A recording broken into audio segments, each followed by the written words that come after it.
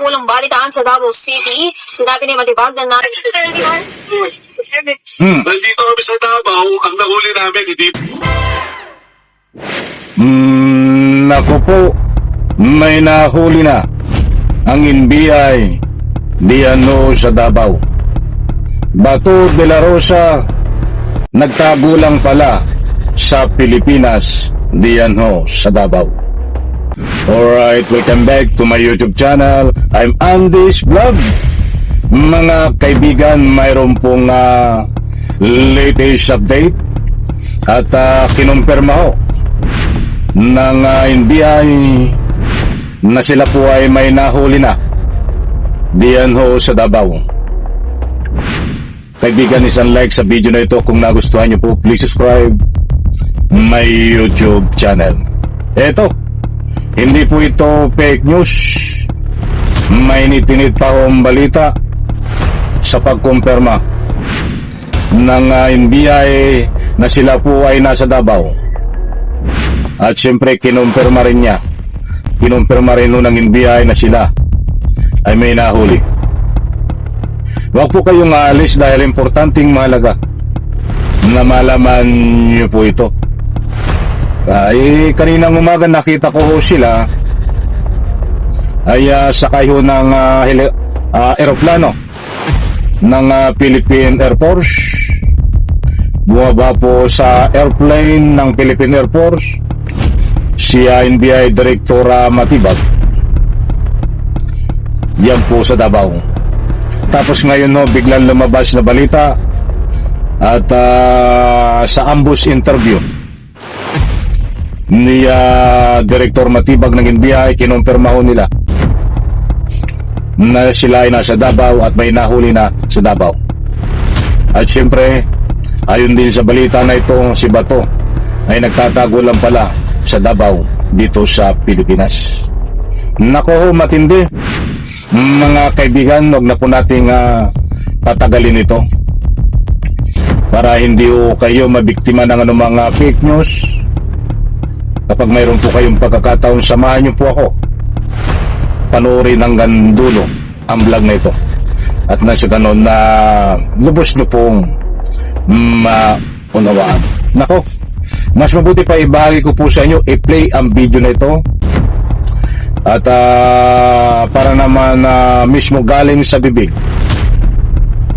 ng NBI na sabi nila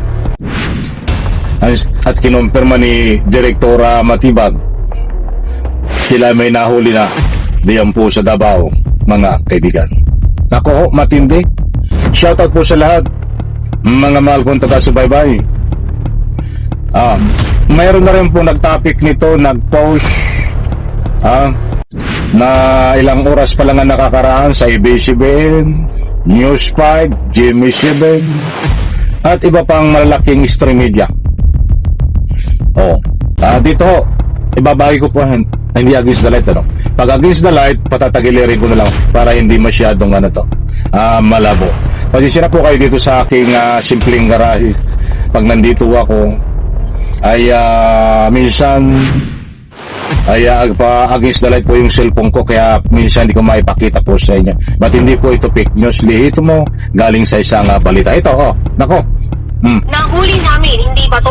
Bakal. Ito ang tila pabirong sagot ni NBI Director Attorney Melvin Matibag nang tanungin tungkol sa kinaroroonan ni Senator Ronald Bato de la Rosa patapos ang operasyon sa Davao Mighty Steel Corporation.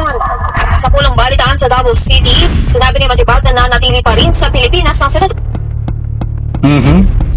Ayun mga kaibigan, na hindi po tayo nagpapakalat ng anumang fake news dito. At kinumpirma ho ni Direktor Matibag, ayon po sa balita na ibinahagi ko po sa inyo, na may nahuli po sila diyan po sa Davao.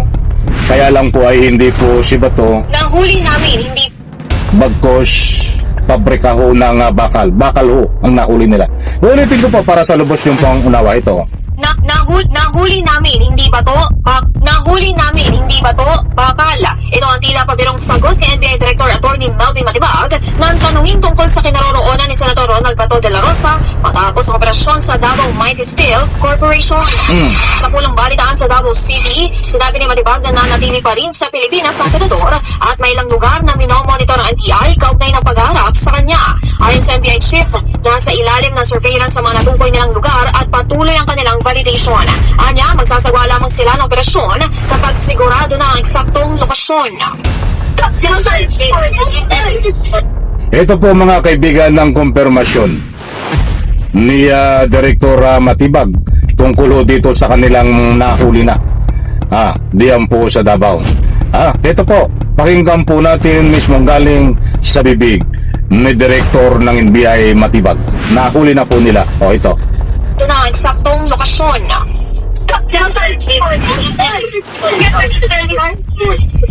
Nandito kami sa Davao, ang nahuli namin, hindi ba to? Bakal, ha?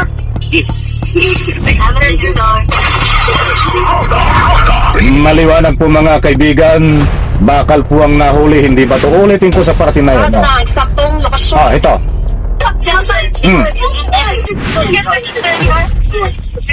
Nandito kami sa Davao, ang nahuli namin, hindi ba to? Bakal, ha? Yan po mga kaibigan si Direktor Matibag ng NBI. Kinumpirma po niya na sila po ay nasa Davao. Sila po ay may nahuli na, subalit hindi po si Bato ang kanilang nahuli, bagkos ito pong pabrika ng bakal na nirate po nila na substandard, mga piki na bakal. Mga kaibigan, saka po natalakayan sa kapo natin, talakayin yan abot sa bakal. Basta ang NBI ho ay nasa Davao, nirate po ang paggawa ng bakal na mga imitation, hindi mga substandard do. Yan po ang nahuli nila, bakal, hindi po si Bato ang nahuli na. Kaya dito po sa binahay ko sa inyong balita, ang sabi ho dito sa balita na ito, NBI Director, may nahuli na. Hindi po si Bato ang nahuli, bagkos bakal ang nahuli. At dito ho ay binahagi din, Bato nasa Pilipinas pa, nagtatago lang ho. Ang ayon po sa informasyon ay sa parte ng Davao, bag binabalidit ba din ho kung totoo na nasa Davao ito at nasa Pilipinas mga kaibigan. At kapag masusi na nabalid ito ay saka pa lang sila gagawa ng kakulang aksyon para tugisin kung saan man eksaktong nagtatago. Maliwanag mga kaibigan, na lang po nakuha nyo ang gusto kong ipunto.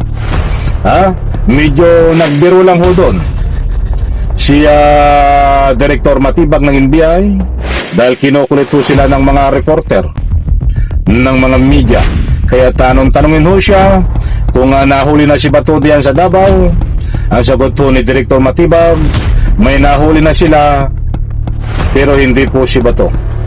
Ang nahuli po nila ay bakal dahil niread nila yung paggawaan ng mga substandard na uri ng bakal. Abangan po natin dahil lang ngayon po ay nagtatago si Bato kung kailan po ito aaksyonan na mismo sa kanyang pinagtataguan para pasukin ng NBI dahil mismo ang NBI na nagsabi na alam nila ang lokasyon na pinagtataguan sa Pilipinas, subalit under validation pa lang mga kaibigan. Muli po, inihingi ko ang inyong pangunawa. Nandiyan po lahat ang ating resibo kung bakit nasabi po natin na ang NBI ay may nahuli na. Yan po ay pabiro lamang na sinabi ni Direktora Matibag, bakos nahuli po ay bakal, hindi o si Bato. Maraming salamat po. Isang like, isang share sa video na ito.